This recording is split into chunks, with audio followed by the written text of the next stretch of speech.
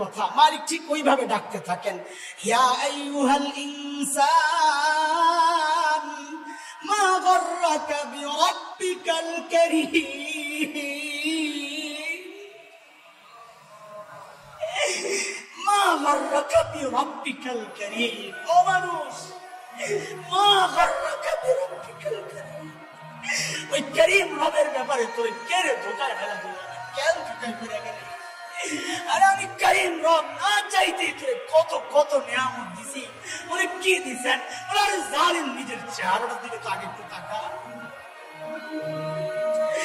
الذي خلقك فسواك فعدلك في أي صورة ما شاء।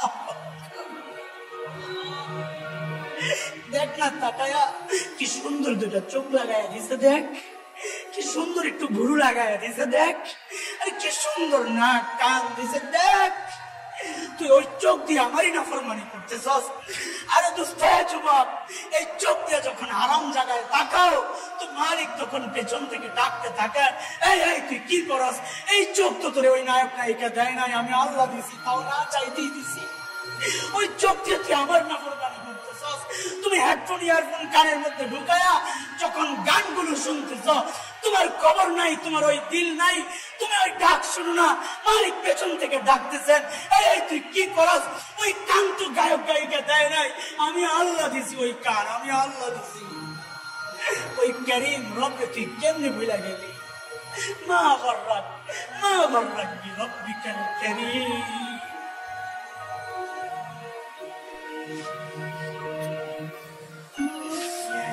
ভাই লাজ তো রাখি, এই লাজ তো রাখি যে এত এত নিয়ামত ভোগ কইরা ওই নিয়ামত দিয়ে মালিকের নাফরমানি করতেছে, একটু লাজ তো রাখি।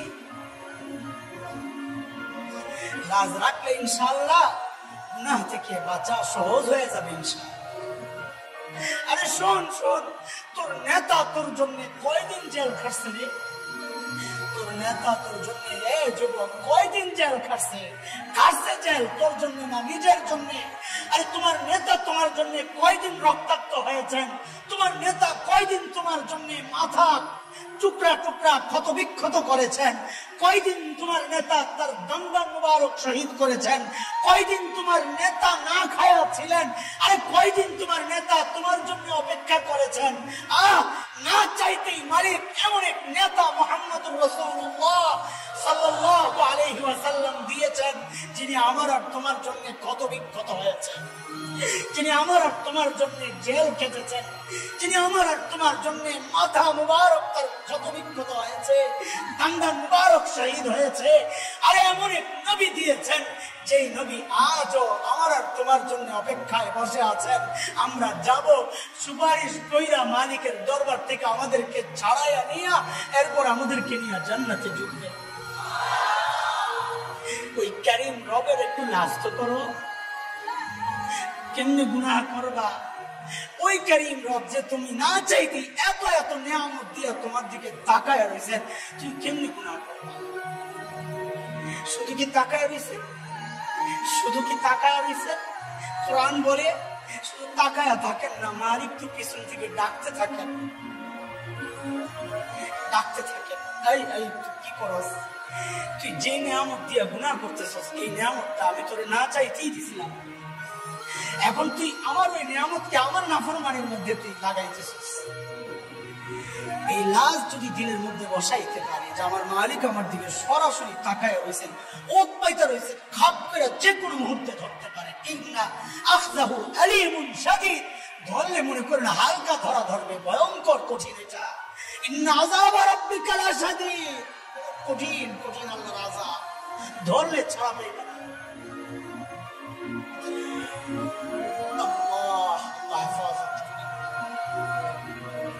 দুইটা রাস্তা বললাম, কিসের রাস্তা ভাই? গুনাহ ছাড়ার সহজ রাস্তা দুইটা বললাম। এক নম্বর, দুনিয়ার গুনার কারণে যে বিপদ আপদ আসে এগুলোর দিকে বারবার দেখা, তো গুনাহ ছাড়া সহজ হয়ে যাবে। দুই নম্বর বলি মালিকের লাজ রাখা, মালিককে লজ্জা করা হয়। কার সাথে নাফরমানি করতে করতেছি, কারীম রবের নাফরমানি করতেছি। 3 নাম্বার, গুনাহ করার সময় একটু মাথায় রাখি যে আমাকে এই আমলনামা নিয়ে মালিকের সামনে একদিন দাঁড়াইতে হবে। তখন কি উপায় হবে? আমার উপায় কি হবে? কোরআনে আল্লাহ জানায় দিয়েছেন আমার উপায় কি হবে। আমলনামা যখন বাম হাতে আসবে, আহারে ওই আমলনামা দেখা তখন চিৎকার করতে হবে, চিৎকার করতে হবে। সূরা হাক্কার মধ্যে আসছে বিস্তারিত। وأما من أوتي كتابه بشماله فيقول يا ليتني لم أوت كتابيه ولم أدر ما حسابيه يا ليتها كانت القاضية ما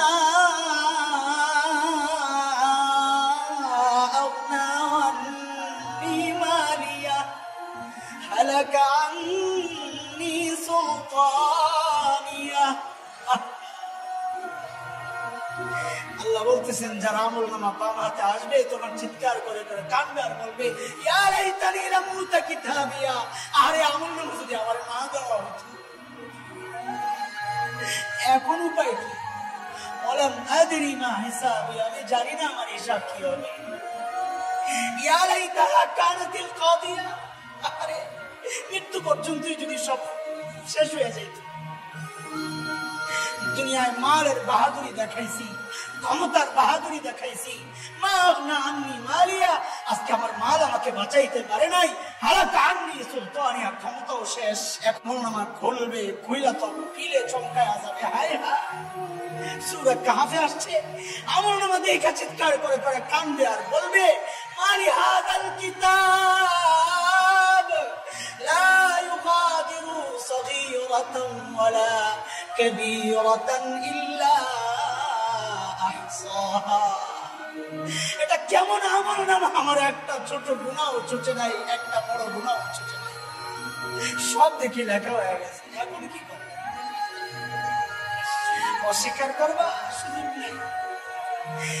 কিরামান কাতিবিন সাক্ষী দিয়ে দিবে আমি নিজে লেখছি, মিথ্যা লেখি নাই। আমলনামা সাক্ষী দিবে, যে জমিনে গুনাহ করা হয়েছে ওই জমিন সাক্ষী দিবে, চোখ সাক্ষী দিবে, কান সাক্ষী দিবে, চামড়া সাক্ষী দিবে। সূরা হামিম আস-সাজদার মধ্যে আসছে বিস্তারিত। What's going on, everybody? Landing your phone service business. وجلودهم بما كانوا يعملون وقالوا لجلودهم لم شهدتم علينا قالوا أنطقنا الله قالوا أنطقنا الله الذي أنطق كل شيء। আমলনামা আসবে, অস্বীকার করার সুযোগ নাই। বলে চোখ সাক্ষী দিবে, কান সাক্ষী দিবে, জমিন সাক্ষী দিবে, চামড়া সাক্ষী দিবে। তখন বান্দা হতাশ হইয়া চামড়াকে বলবে ওয়াকালু লিজুলুদিহিম, নিজের চামড়ারে নিজে জিজ্ঞেস করবে লিমা শাহিদতুম আলাইনা, তুইও আমার বিরুদ্ধে সাক্ষী দিলি। চামড়ার জবান খুলে যাবে, চামড়া বলবে আনতাকানাল্লাহুল্লাযী আনতাকা কুল্লা শাই, যে আল্লাহ সব কিছুকে কথা বলার শক্তি দিয়েছেন, ওই আল্লাহ আজকে আমাকে কথা বলার শক্তি দিয়ে দিয়েছেন। বলে জমিন কেমনে সাক্ষী দিবে? বলে আল্লাহ জমিনকে হুকুম করবেন ইয়াউমাইযিন তুহাদ্দিসু আখবারাহা বিআন্না রাব্বাকা আওহা লাহা। জমিনকে আল্লাহ হুকুম করবেন যা দেখছস, তোর উপরে যত গুনাহ হয়েছে তুই বইলা দে, বইলা দে। আর তুমি মনে করতেছো কেউ দেখে না, অথচ উল্টাটা যদি হইতো, উল্টাটা যদি হইতো, উল্টা কি? যে গুনাহ ছেড়ে দিছি আল্লাহর ভয়ে, আমলনামা নিয়ে দাঁড়াইতে হবে এই ভয়ে গুনাহ ছেড়ে দিছি, এইটা যদি হইতো আল্লাহ বলতেছে না হারে বান্দা, যদি এইরকম হয় তো আমি ওয়াদা করতেছি তোর একমাত্র ঠিকানা জান্নাত। وأما من خاف مقام ربه ونهى النفس عن الهوى فإن الجنة هي المأوى। আল্লাহর ভয়ে যারা গুনাহ ছেড়ে দেয়, আল্লাহ বলেন তাদের একমাত্র ঠিকানা জান্নাত। ছোট্ট একটা গল্প শোনাই আপনাদেরকে। গল্প ভাই, গল্প বয়ানের টাইম লস করার জন্য না, টাইম নাই হাতে, বুঝানোর জন্য। গল্প দিয়া বয়ান সাজাই না, চেষ্টা করি কোরআন দিয়া বয়ান সাজাইতে, বুঝানোর জন্য গল্প ঢুকাই, তাও একান্ত চেষ্টা করি না ঢুকানোর জন্য। শুনেন, ইমাম শাফিঈ রহমতুল্লাহ আলাইহির নাম শুনেছেন? অনেক বড় মুহাদ্দিস, অনেক বড় ফকিহ, মুফতি, অনেক বড় বুজুর্গ। তার সময়ের গভর্নর বউ তালাক দিস। কেন? বউকে খুব মায়া করত গভর্নর, কিন্তু বউ ছিল চরম রকচটা, জামাইয়ের সাথে খুব রূঢ় আচরণ করত। আসে না এরকম? আমাদের এলাকায় বলে দারোগা বেটি। দারোগা বুঝেন? পুলিশ দারোগা। যে সমস্ত মহিলারা জামাইয়ের সাথে ওইরকম উঁচু গলায় কথা বলে, তো আমরা বলে দারোগা বেটি। সব সমাজে এরকম দুই চারটা দারোগা বেটি থাকে না? আপনাদের এলাকায় তো সব রাবেয়া বসরিয়া, দুই একজন আছে, আল্লাহ হেদায়েত দিক। হাদিসের কথা, হাদিসের কথা, আইয়ুমা ইমরাতিন মাতাত ওয়া যাওজুহা আনহা রাদিন দাখালাতিল জান্নাহ।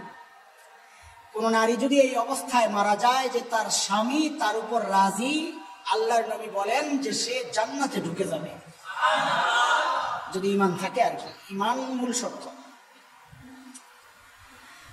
তো এই মহিলা গভর্নরকে খুব জ্বালায়। গভর্নর সবর করে, সহ্য করে, এটাও সওয়াবের কাজ। বউয়ের জ্বালানি সহ্য করা এটাও নেক সওয়াবের কাজ, সবরের সওয়াব পাবে। একদিন বউ জিদ করে এক পর্যায়ে বলে ফেলছে, দূর জাহান্নামী সরেত।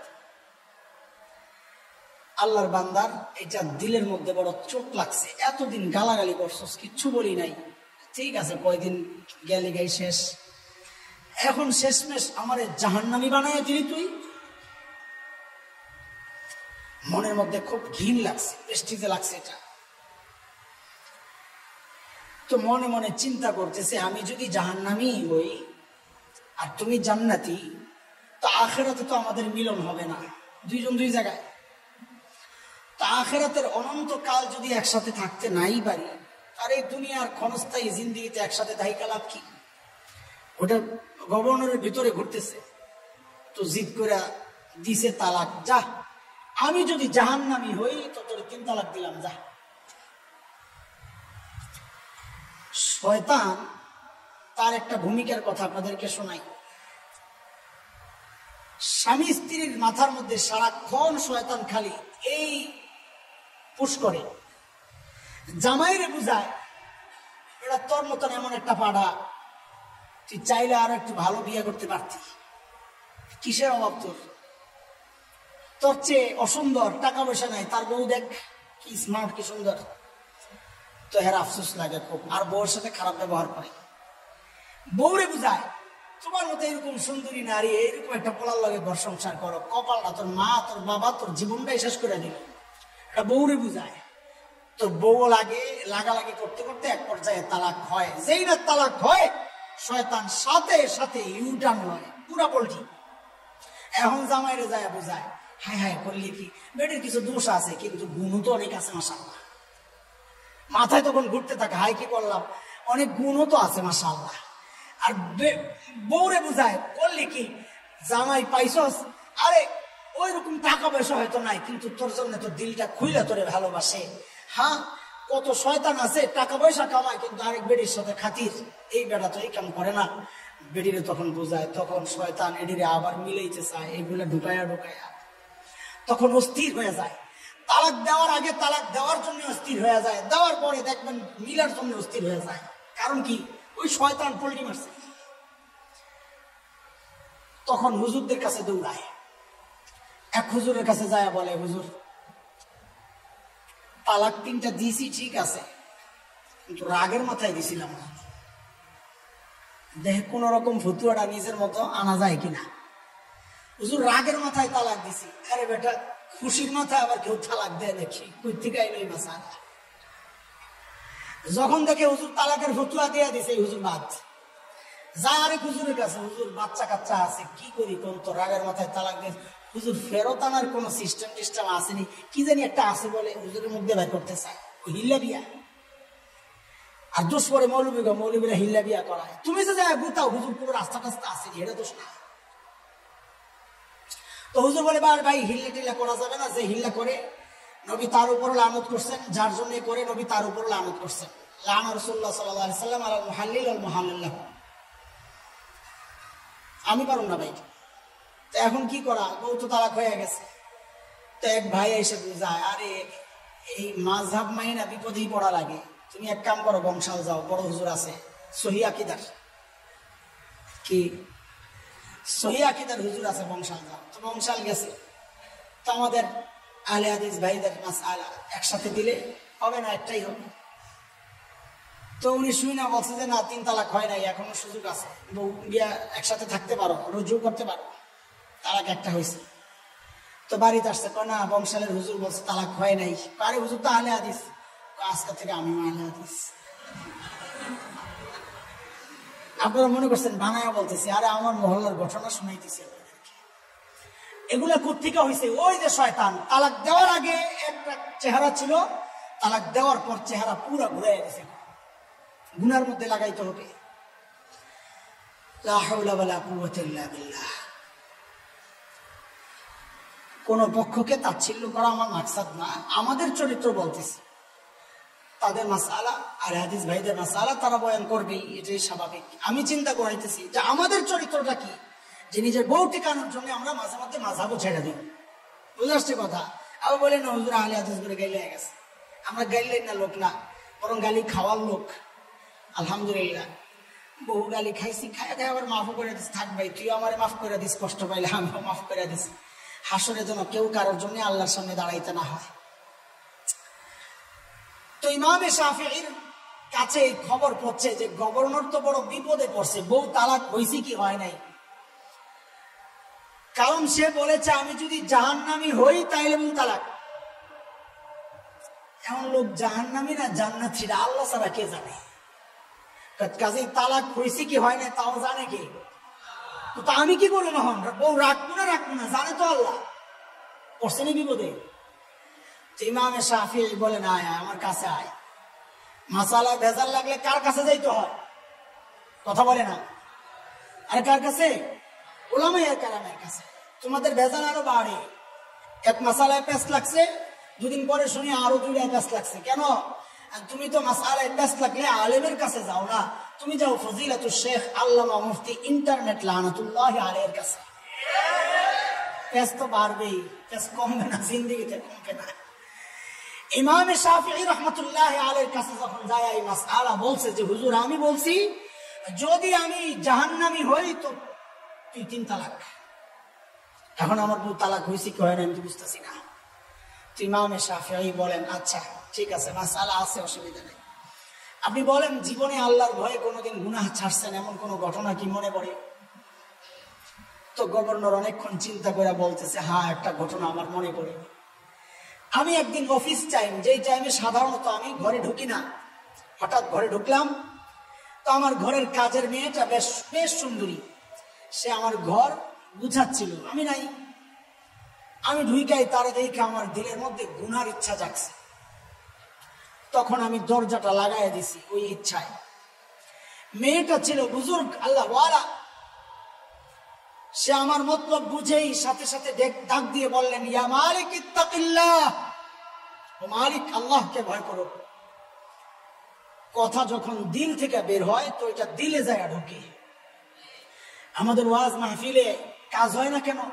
কারণ কাজ হয় না, আমি তো খুঁজি কার গলা বেশি সুন্দর, কার গলা বেশি সুন্দর। তো গলা একটা অঙ্গ, অঙ্গ থেকে কথা বাইর হইছে তো আরেক অঙ্গ দিয়া ঢুইকা আরেক অঙ্গ দিয়া বাইর হয়, ভিতরে আর যায় না। আর কথা যখন দিল থেকে আসে তো ওই কথা একদম দিলের ভিতরে যায় গাঁথে। হ্যাঁ, আমার গলা যেমন তেমনই হোক, আমাদের ভাই হযরত মুফতি মুশতাকুন নবী হাফিজাহুল্লাহ, ওই বেটার গলা তো আরো ভাঙ্গা। হ্যাঁ, গলা তো আরো ভাঙ্গা, চেহারাও তার এত সুন্দর না, চলন সুই। কিন্তু সুবহানাল্লাহ, আল্লাহর বান্দা যখন কথা বলে একদম কলিজায় যায় লাগে। হ্যাঁ, কেন কেন? ওই যে দিল থেকে বলেন যে। তো মেয়ে যখন বললো ইয়া মালিক ইত্তাকিল্লাহ, ও মালিক আল্লাহকে ভয় করো, তো বলেন যে মেয়েটার কথা আমার দিলের মধ্যে যায় লাগছে, আমি সাথে সাথে দরজাটা খুলে দিছি, যা যা তুই বাইর হয়ে যা। বলে হযরত, আমি চাইলেই ওই দিন গুনাহটা করতে পারতাম, আমার সামর্থ্য সাধ্য সুযোগ সব ছিল, কিন্তু আল্লাহকে ভয় করেছি, এজন্য আমি করি নাই, ছেড়ে দিছি। তো ইমাম শাফিঈ বলেন তাইলে আপনার বউ তালাক হয় নাই? বউ তালাক হয় নাই কেন?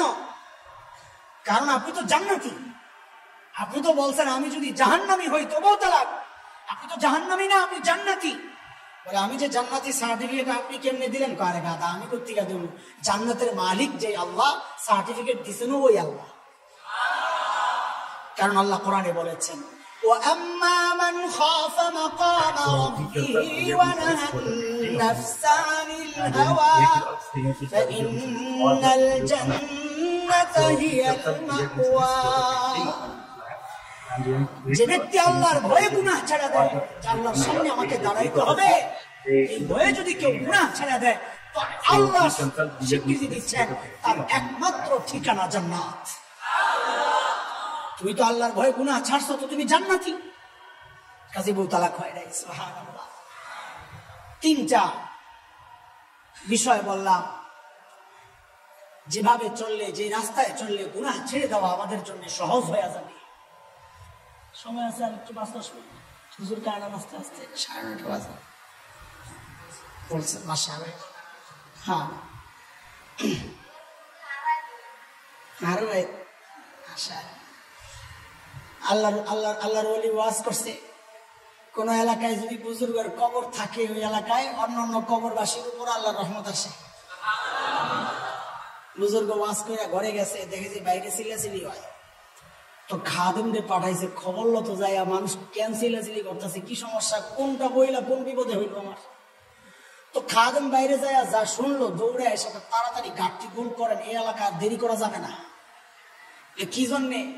বলে আপনি ওয়াজ করছেন বুজুর্গের কবর থাকলে আশেপাশের কবরওয়ালারা রহমত পায়, তো এরা মনে মনে গবেষণা করতেছে, চিন্তা করতেছে আমাদের এলাকায় তো কোনো বুজুর্গ নাই, তা একটা কাজ কর, হুজুরকে মাইরা কবর দেই। হুজুর মইরা যাক, আমার রহমত দরকার, সারা রাত বয়ান শুনবে, হুজুর মইরা যাক। গাধার কথা। 4 নম্বর রাস্তা, যে পথে চললে গুনাহ ছাড়া সহজ হয়ে যাবে ইনশাআল্লাহ। বলেন আমাকে, জবাব দেন। এই যে বসে আছেন, গুনাহ করতেছেন?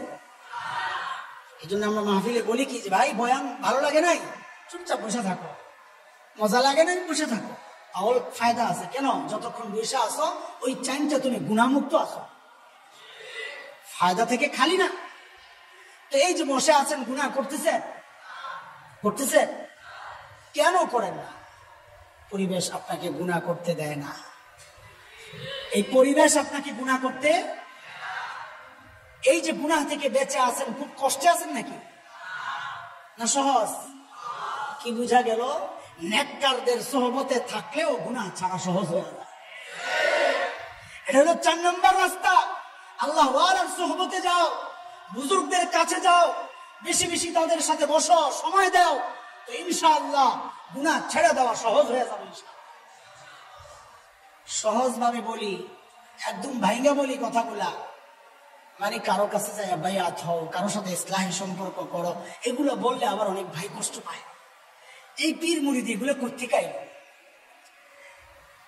এই অভিযোগ কোরআন হাদিস থাকতে আমি পীরের কাছে যাবো কোন দুঃখ? এগুলো শিরক আর বিদআত। আরে ভাই, পীর কি তুমি আসলে চিনো নাই, এই জন্য তোমার মাথায় এসকাল আর আপত্তি। পীর কি চিনো বুঝো? পীর কি জিনিস? বাজারে ভেজাল মাল একজনই বিক্রি করছে, এখন ওই ভয়ে তুমি বাজার থেকে সদাই কিনা বন্ধ করে দিছো। এটা কি বুদ্ধিমানের কাজ? তুমি এক পীরকে শিরিক করতে দেখছো আর বিদআত করতে দেখা এখন দুনিয়ার সব পীররে মুশরিক আর বিদআতি বানায়া দিবা, এটাও কি বুদ্ধিমানের কাজ? পীর কি জিনিস? তো শুনেন, হযরত আসার আগ পর্যন্ত আমি এটা বুঝাইতে থাকি, না ফাঁকে আরো কোনো কাজ আছে? আসা পর্যন্ত দূর থেকে একজন মুসাফির আসছে, এই মসজিদের ইমাম সাহেবের মেহমান। খুব ভালো করে বুঝেন উদাহরণটা, তাইলে মাথার ভিতরে অস্পষ্টতা দূর হয়ে যাবে। আমরা গোজামিল দিয়ে আপনাদেরকে কোনো কিছু বুঝাইতে চাই না, কোরআন হাদিস মতোই আপনি কথাটা শুনেন। খালি তো আমাদের বিরুদ্ধে অভিযোগ, আমরা বলে খালি কিসসা বলি খালি। আচ্ছা তুমি বলো তো ভাই, এই যে আজকে মজলিসে কষ্ট 1.5 ঘন্টা বয়ান হয়েছে, কয়টা কিসসা বলছি আর কয়টা আয়াত পড়ছি? বলো তো, কয়টা কিসসা বলছি আর কয়টা আয়াত পড়ছি আর কয়টা হাদিস পড়ছি? কেন আমাদের বিরুদ্ধে তহমত লাগাও? হ্যাঁ, তো এক মুসাফির আসছে, ইমাম সাহেবের মেহমান, আইসা মসজিদের মধ্যে মুয়াজ্জিনকে পাইছে, পায়া বলতেছে যে আমি ইমাম সাহেবের বাসায় যাব। তো ইমাম সাহেব, মুয়াজ্জিন সাহেব কি করলেন? একটা ঠিকানা লিখে দিলেন, মাঝখান দিয়ে একটু ফাঁকা করে দেন, হযরত আসতেছে, হ্যাঁ একটু বসায়।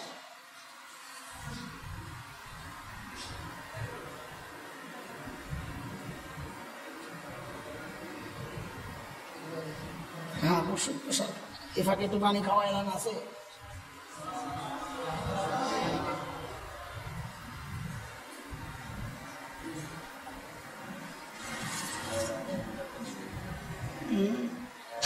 হ্যাঁ এই ওয়াজ হয়ে গেছে।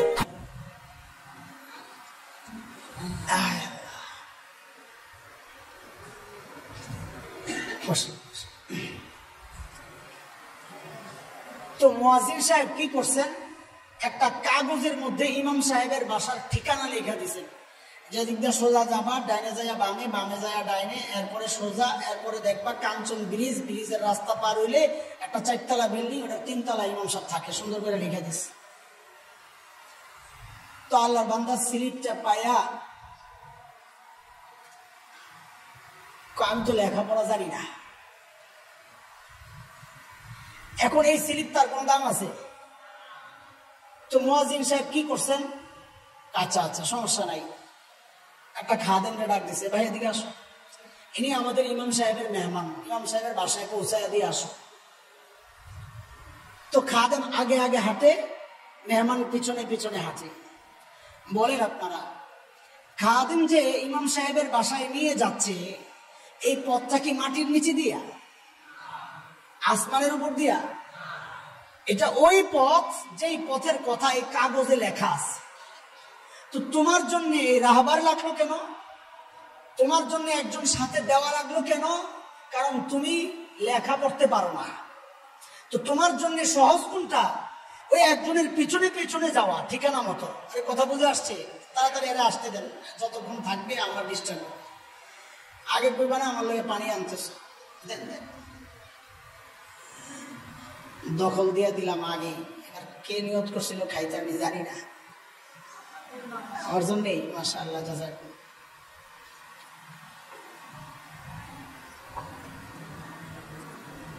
বোতল আনায় রাখেন, পিসাবেরও লাগতে পারে।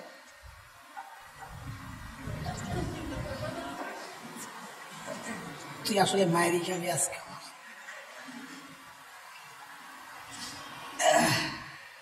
খেয়াল করেন, এখন যদি কেউ বলে না আমার রাহবার লাগবে না, স্লিপ দিচ্ছেন না, আরে গাধা তুই তো স্লিপ পড়তে পারস না, তোর স্লিপ দিয়ে কি লাভ? তোর তো রাহবার লাগবে। কোরআন হাদিস থাকতে আমি পীরের পিছনে চলবো কেন? গাধা, কোরআন হাদিস তুই তো জানোসই না, তো তোর তো একজনের পিছনে চলা লাগবে। যে তোর সামনে সামনে হাঁটতেছে, আমার জিজ্ঞাসা সে কি জমিনের নিচে দিয়া যাচ্ছে না আসমানের উপর দিয়া যাচ্ছে, না যেইটা কাগজে লেখা আছে ওই রাস্তা দিয়েই যাচ্ছে? হাক্কানি পীর তো সে যে কোরআন হাদিসে সিরাতে মুস্তাকিম জান্নাতের যে রাস্তা লেখা আছে, হাক্কানি পীর তো তোমাকে ওই রাস্তা দিয়েই জায়গা মতো পৌঁছায়া দিবে। যদি কেউ ওই কাগজের লেখার বাইরে অন্য কোন রাস্তা দিয়ে নিতে চায়, মঙ্গলার রাস্তা দিয়ে নিতে চায়, উল্টা রাস্তায় নিতে চায়, তা আমরা বলবো এটা ভণ্ড, তুমি তার কাছে যাইও না। এখন সমস্যা কি? সমস্যাটা কোন জায়গায়? সেই পীর দেখে এখন ভয় কেন পাইছে? ওই মুসাফির মসজিদে আইসা না জিজ্ঞেস করা ওই চিপার মধ্যে দুই পোলা দাঁড়ায় দাঁড়ায় শয়তানের লেঞ্জা টানে। শয়তানের লেঞ্জা, আরে সিগারেট আর কি, বিড়ি খায়, শয়তানের লেঞ্জা টানে ওই কোনায় দাঁড়ায় দাঁড়ায়। হে যাই এগোরি জিজ্ঞেস করছে, রে ভাই ইমাম সাহেবের বাসা কোনটা? এরা মনে মনে কয় মাশাআল্লাহ, না চাইতেই বৃষ্টি, আমরা তো অপেক্ষায় আপনার জন্যই আছি, আইয়ে নাই ইমাম সাহেব বাসায় লয়ে যাবো। আরেকটু চিপায় লয়ে গেছে, আরেকটু চিপায় নিয়ে এখন ছুরি ধরছে, কি আছে বাইর করে, তোমরা আবার পিছনে আইলা সব দিয়া মেন রোডে আইসা কয় কানে ধরছি, জিন্দিগিতে কাউরা ঠিকানা জিজ্ঞেস করো না। আরে বেটা তোর মাথায় গন্ডগোল, তুই চিপার পোলা বান্ধে কেন ঠিকানা জিজ্ঞেস করছস? জাগা মতো এসে কেন ঠিকানা জিজ্ঞেস করস নাই? ডাকাতের কবরে পড়া এখন দুনিয়ার সব রাহবার তোমার কাছে ডাকাত হয়ে গেল। তুমি গেছো বড় পেটলা মৌলবী মোল্লা নামধারী ওই ভন্ডের কাছে যে তোমার পকেট কাইটা রেখে দিছে। তুমি গেছো রশিওয়ালার কাছে যে তোমার গরু, চালের বস্তা, ডাইলের বস্তা সব রেখে দিছে। আইসাই কম এগুলা সব খাওয়েন না পাবলিক, আমি আর কোনোদিন পীরের কাছে যাবো না। তুই পীরের কাছে যাস নাই, তুই চিন্তাই করে ডাকাতের কাছে কানি। পীর তো তোর পকেট কাটবে না, তোর দিলকে তৈরি করবে আখিরাতের জন্য। আল্লাহ ওয়ালার সোহবতে গেলে দিল চেঞ্জ হয়, পরীক্ষিত। হায় হায় শিরকি কথাবার্তা, দিলের মালিক কে? আল্লাহ দিলের মালিক হইলে আল্লাহ ওয়ালার সোহবতে গেলে দিল চেঞ্জ হবে কেন? দিলের মালিক তো আল্লাহ। এটা নিয়ে বুঝছেন শিরিক আপনি। তো ছোট্ট একটা গল্প বলে আমি শেষ করতেছি ভাই, কথা আর বাড়াবো না। ভাই যেখানে যায় আমি আর কথা বাড়াই না, কারণ আমি চিন্তা করি জাতি আমি যতক্ষণ সময় দিব আপনাদের যতটুকু ফায়দা হবে তার চেয়ে অনেক কম সময় দিলে আরো বেশি ফায়দা হবে। এটা আমার দিলের সাক্ষী, বিশ্বাস, এই জন্য ছেড়ে দিব। ছোট্ট একটা গল্প শোনাই, শেষ বয়ানের শেষ দিকে দুইটা গল্প শোনাইছি। আমার নানার বাড়িতে একটা তেঁতুল গাছ ছিল, তেঁতুল গাছ। ওই গাছের তেঁতুল ভারী মজা, বাল্লা তেঁতুল চিনেন নি আপনারা? এলাকায় কি বলে? বাল্লা বলে। কিন্তু আলাদা টেস্ট। আর বলেন না দুলা ভাই, এই মনে করেন আপনার শালির তো দুইটা ইন্টারভিউ পড়ে গেছে। তো আবার আপনি কোন কোন জায়গায় জানেন? একটা হলো পল্লী উন্নয়ন বোর্ড, আর একটা হলো শিক্ষা মন্ত্রণালয়। 10 দিন থাকতে হবে বাংলা। তোমার আপাতত তোমার শাশুড় বাড়িতে গেছে। কি কম ঘরে নাই? আপা থাকবো, সবাই মিলা মজা মাস্তি করুন। তোমার আপা নাই দেখে কি হয়েছে? আমি আছি না, দেখছো? তোমাকে বলছি না দুলা ভাই, আপনি আর আমি খালি মজা করুন, আপনার শালিরে দিয়া কাম করাবো, রান্না করাবো। তোমার কোনো কাজ আমি করতেছি না দুলা ভাই, আমরা সব কাজ করে দিব, কোনো অসুবিধা নাই। আকাশের অবস্থা খারাপ, ভিতরে চলো, তুমি ভিতরে যাও, আমি এটাছি। দুলা ভাই তেঁতুল সহজন একটা এরকম মজা দিতাম না ভাই, রস ফস বাইরে তেঁতুলেরও রস, মুখেরও রস, সব একাকার। আর যখন মুখে দিতাম তো কথাই নাই, জিব্বায় পানি আইসি না, কারণ না আইলে তার চিকিৎসা দরকার। এইবার বুঝ, খামাখাই আজের গল্প শোনাইতেছি তোদের। আরে ভাই, একটা তেঁতুল যার প্রাণ নাই, ওইটারে তোমার সামনে এরকম ঝুলাইলে তোমার জিব্বায় পানি আইসা যায়, আর তুমি বিশ্বাস করতে চাও না একটা প্রাণ বলা আল্লাহ ওয়ালা, খালি জেনতেন প্রাণ না, পবিত্র প্রাণ, নেক আমল আর ইলমের মাধ্যমে তার দিলকে আল্লাহ তাআলা নূরানি বানাইছেন। একটা তেঁতুলকে দেখলে জিহ্বায় পানি আসে, তেঁতুলের কাছে বসলে জিহ্বায় পানি আসে, আল্লাহ ওয়ালার কাছে গেলে দিলটা গইলা চোখ দিয়ে পানি আসবে না। তুই কেন বিশ্বাস করিস? এটাও কি শিরিক? তেঁতুল দেখলে জিহ্বায় পানি আসে, এটাও কি শিরিক? এইটা শিরিক না হইলে আল্লাহ ওয়ালার সামনে গেলে দিল চেঞ্জ হয়, এটা বললে কেন শিরিক হয়? আসলে বুঝে না, বিরোধিতার জন্য বিরোধিতা করে। এই সমাজের কিছু মানুষ আছে খামাখাই বিরোধিতা করে। রেলগাড়ির জানালার পাশে বসছে একজন, এই পাশে বসছে আরেকজন, যে এই জানালার পাশে বসছে এর জ্বর, শেষ কথা আমার, এর জ্বর,